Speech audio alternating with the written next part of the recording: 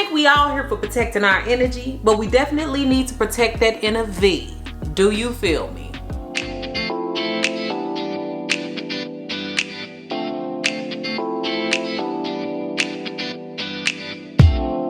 What's up, y'all? It's your girl, Dr. Nina, and as the spring springs forth and the summer is coming with full force, it's about that time for the hot girls to get fun, fancy, and free. So whether you call it your kitty, your muffin, your cookie, your V, your vagina, your lady parts, your lady bits, whatever you call it, let's call it clean, protected, and well taken care of, shall we? I want to talk about the health of our vaginas today. This is an open dialogue and conversation, so make sure you're commenting down below. But I'm going to try to give you guys some information from what I know, also the things I've researched, the people I've worked with, and my very own doctor who has been so good to me over the past 7 years that I've been seeing her. So let's go ahead and enter into this grown-up discussion about the V. All the items I talk about today can be found down below in the information section. Y'all know I say that if you're having trouble or problems, that's okay, but you definitely need to go see the doctor. This is not a substitute for seeing your doctor.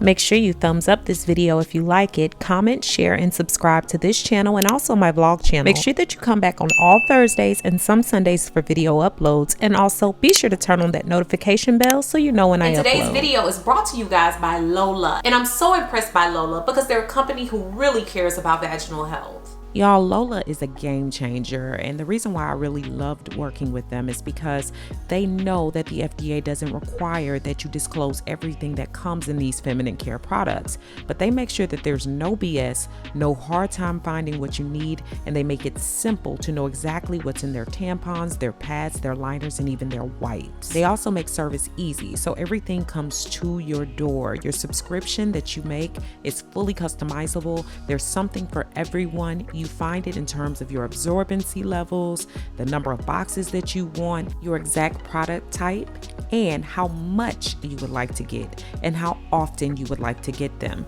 Also, I love that it's for women, made by women. Their products are gynecologist approved and hypoallergenic. The greatest thing is that when you buy from them, they also donate to homeless shelters across the country. What I really loved about Lola is that the box is so inconspicuous. I can put it anywhere. Everybody don't have to know my business. It just is what it is. It's sleek, nicely designed, and also makes it simple for you to get to the product, right? So inside my box, I had tampons. This is something that was missing from my regimen. I'm getting back into using those when needed. And I liked that I had different types of absorbencies based on what my choices are and what my needs are. So you have everything from light all the way to that super, and it's easy to identify because things have their own labels and they look just a little bit different. So that was really nice to have. Link down below in the description box. Go to mylola.com and type in my code. Use code Dr. Nina, y'all, to get 40% off any of the subscriptions that you choose. So while we diving on deep into this, number one is to make sure that you go and see a gynecologist. Just like you would go anywhere else once a year, like the dentist maybe once or twice a year, you need to make sure that you see a gynecologist. One of the common misconceptions is that people shouldn't go unless they're having sex or if they've become sexually active. But in all actuality, going to the gynecologist helps you catch things early. Cancerous cells, other things that could be harmful to your body or potentially harmful. You definitely should be going in to get regular checkups and checking in on what could be going on with your V. When you get a good gynecologist, they can recommend great things that can help you with your vaginal health and also maintaining a healthy vaginal pH. A vaginal area is usually acidic in nature, so the vaginal pH is usually between 3.5 and 4.5. When that becomes imbalanced, y'all, that's when you get that fishy odor, that odor that's a little bit too strong. You definitely don't need to be sealing it in with buckets of powder and sprays. You need to get your butt to the doctor. One thing that I've found that has really helped me over the years is taking a probiotic.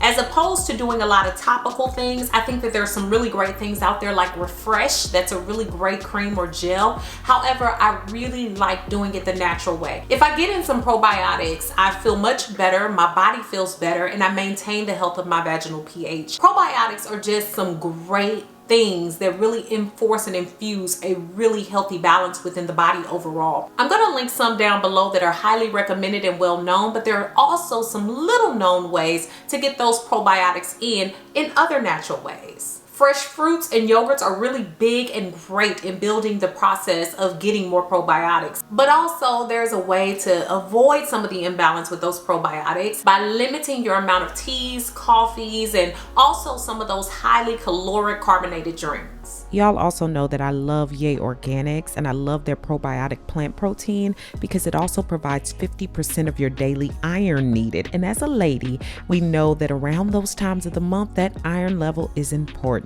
This one also has 30 grams of plant protein and 900 million probiotics. Check out their site at the link in the description box. Another one that I have a lot of experience with, I've taken several cycles of, is the Refresh Pro B probiotic. I like it for when I'm feeling a little imbalanced, and I take it for about 30 to 60 days, and I find that it gives me a lot of relief. I've linked that one down below as well. I mentioned that non-sexually active women should go to the gynecologist, but those that are sexually active should certainly be going. Now, while vaginas have a natural smell and also discharge, all of us are different. We're gonna have different scents. We have different pheromones. We have different things going on down up in there. That's the beauty of the little flower. However, when it gets fishy, you definitely need to be seeing your doctor. Also, if you're sexually active, you should be more aware of this. One thing that I've tried to take charge of is to make sure that I'm always getting tested for everything. I literally have papers. Now, I wanted to pull these out because the last video I did on vaginal health, I didn't say exactly what things are tested.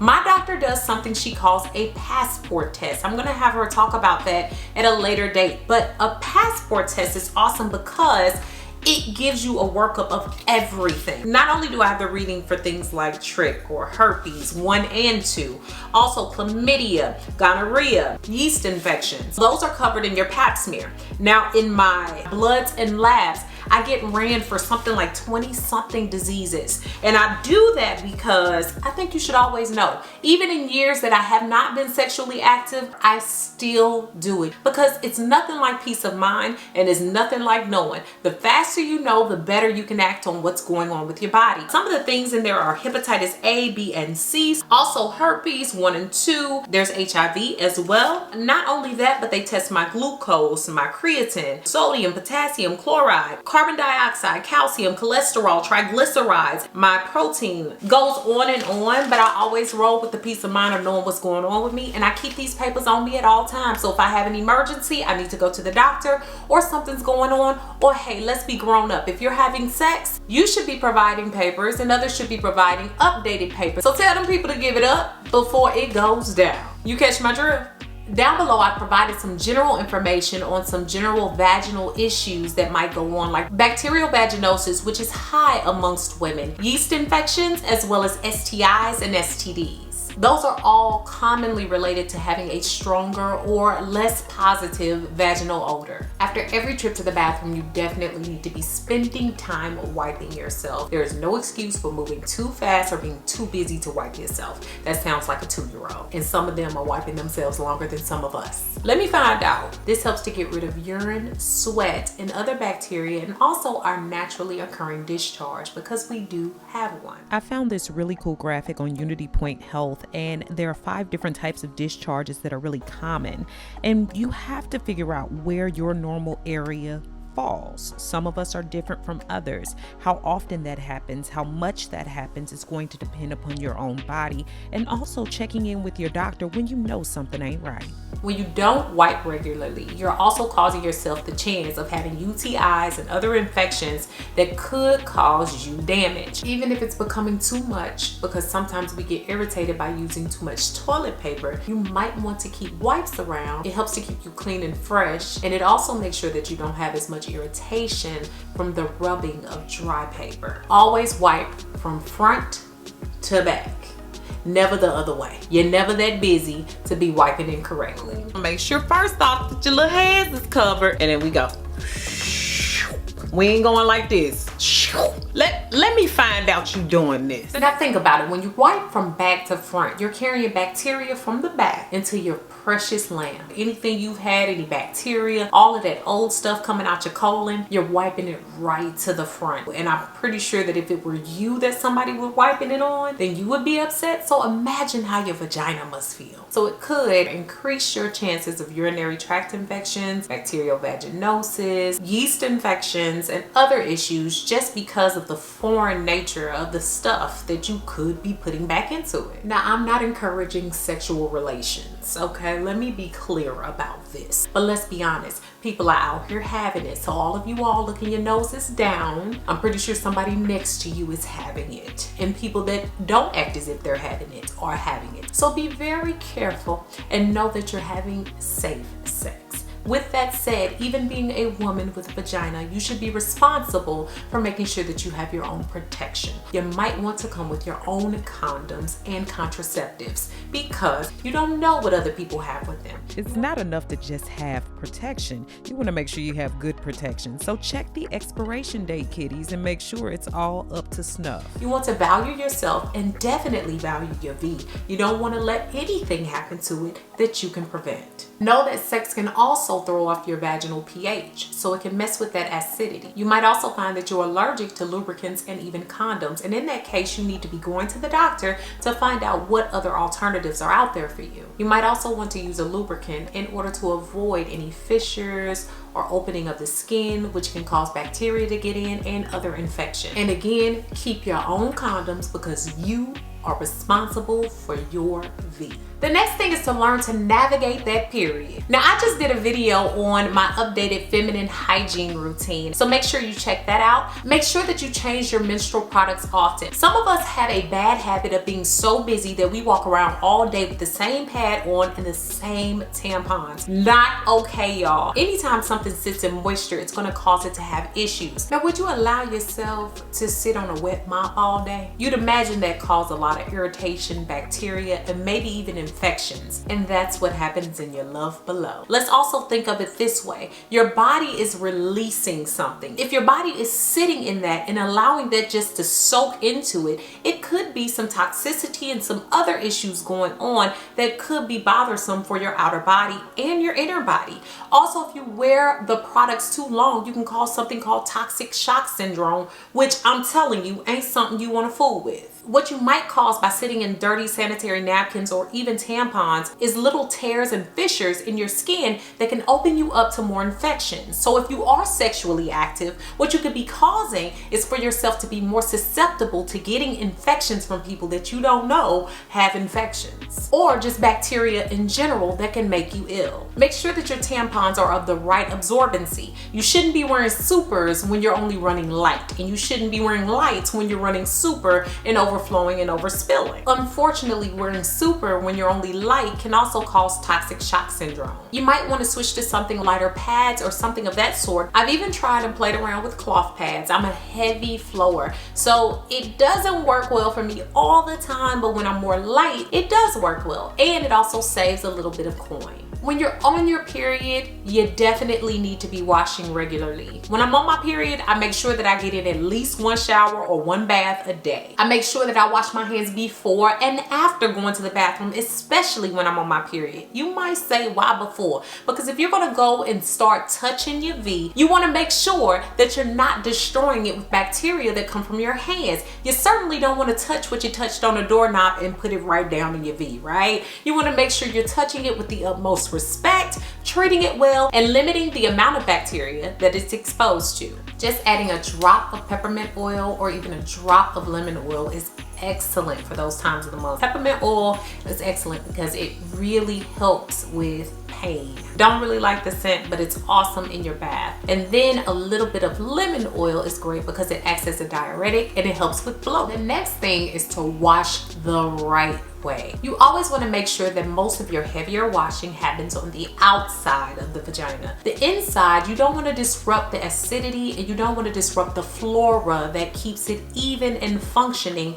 and cleaned out. Your body already has its natural bacteria in the way that it cleanses itself. So you don't want to get douches and soaps and also even shampoo or conditioner down there, because you could be messing with a lot of the natural processes. You also don't want to be rough with it. I understand that some of us have learned negative things about sexuality, about our bodies, about the things that we touch, and if we touch ourselves, that's gross. However, that's your body. It should be respected just as if you would respect your hair. It should not be something that's totally different or foreign to you, because it's truly something that's a part of you. Give yourself permission to love every part of your body. You only get one, you can't replace it. So if you go around rubbing it until it falls off, that's it. Make sure that you're being kind to it and kind to yourself overall. I don't know how many of y'all are still walking around wearing tight spandex and G-strings and a lot of other things. Some of those things can actually be the culprit in causing you a lot of vaginal odor and discharge, as well as sleeping in underwear that's too tight or not cotton or breathable. You only have so many holes in your body. All of them need to breathe. All of them need to let things evaporate, let things work, let a process take place and form. You wouldn't want to suffocate, so why are you suffocating the V? A lot of experts on the V and a lot of the research that I've done, and not just from my own personal experience, has said that you are definitely what you eat. So if you're walking around eating a bunch of garlic, onions, spicy foods, you're gonna get garlic, onions, spicy foods.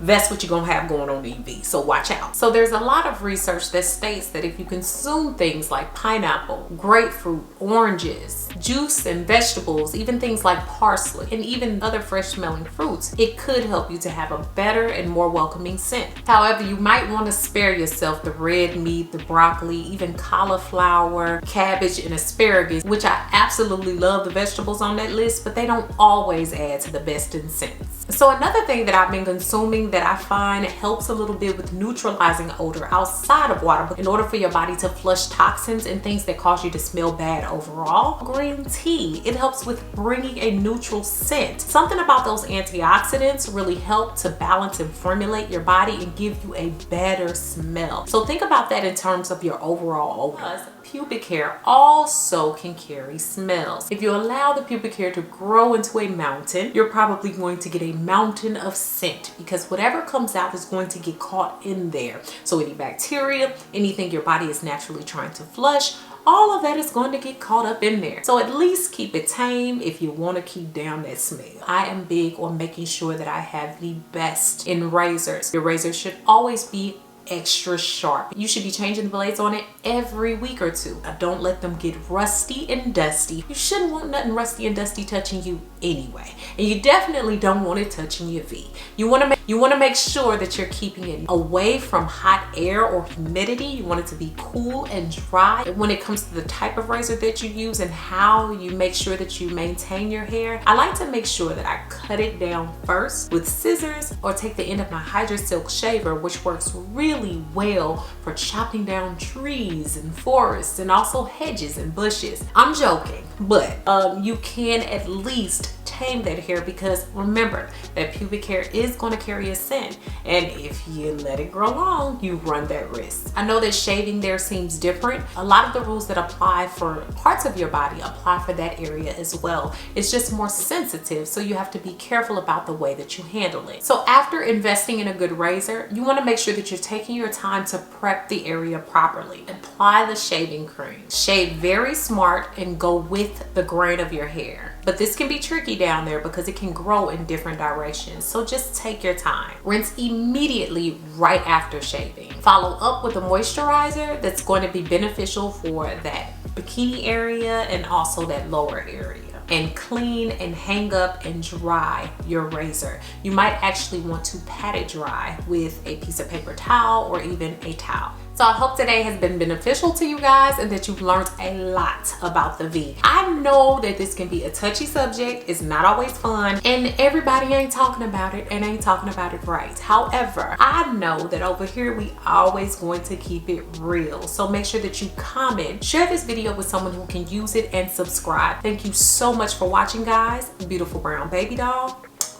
Peace. Special thanks to Jason Bowie of Trinity Media Solutions for co-producing and filming today's video. His information can be found down below in the information section.